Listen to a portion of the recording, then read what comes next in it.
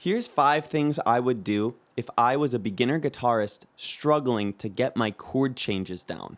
The first thing is really that you just have to be patient and nice to yourself. You might have started playing guitar thinking that you were going to strum chords and that within the first month of playing, you should have this down. Maybe you've seen other people get it down in a month. Well, everyone is different in terms of their physiology and their learning speed and their physicality. So you just have to accept that it's going to take a certain amount of time and realize that you can get there with patience.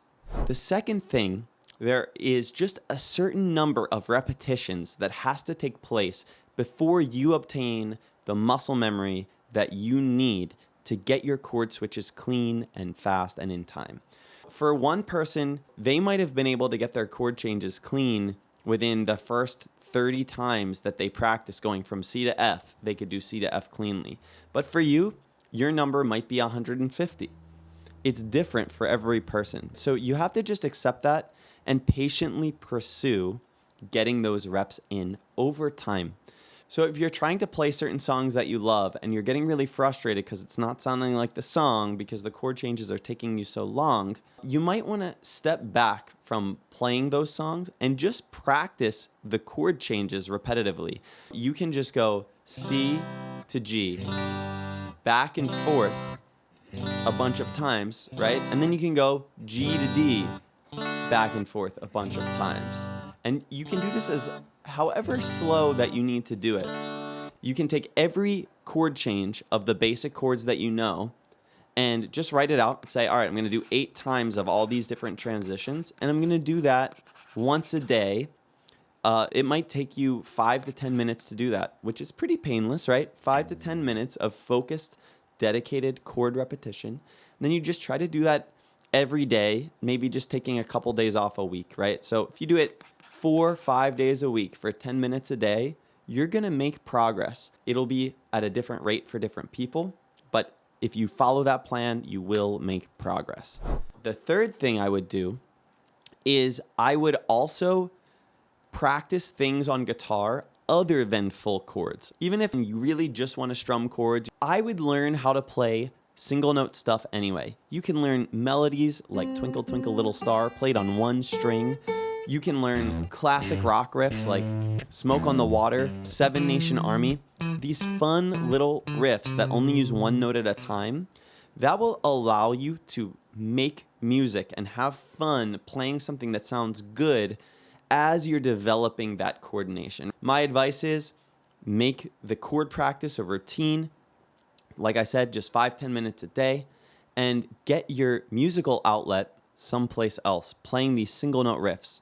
Smoke on the Water, Seven Nation Army, Sunshine of Your Love. I have tutorials on all these that you can check out. The fourth thing I would do is I would find songs that use either fragments of chords or really easy full chord progressions. For example, I made a video on how to play Eleanor Rigby by the Beatles that uses fragments of chords that are much easier to play. So you could check out that video and learn that song as part of a stepping stone to get to full chords. Another thing you could do is something like Dreams by Fleetwood Mac. That song you could play just by playing a C chord with an island strum, down, up, down, and then you literally just slide the C chord 2 frets higher, and it makes it into this suspended sort of D chord, and you can just go back and forth. C. And that's like the entire song right there. You can do easy stuff like that. And then you can also play a song like Good Riddance in a beginner style, right? You don't have to do the whole. You can just go.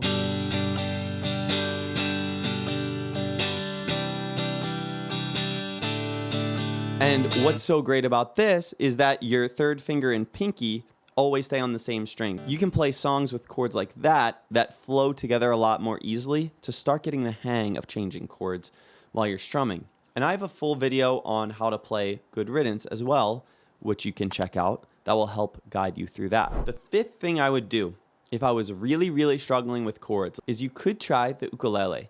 It's a 4-stringed instrument and it's much smaller, and the chords on the ukulele are just a little bit easier to get.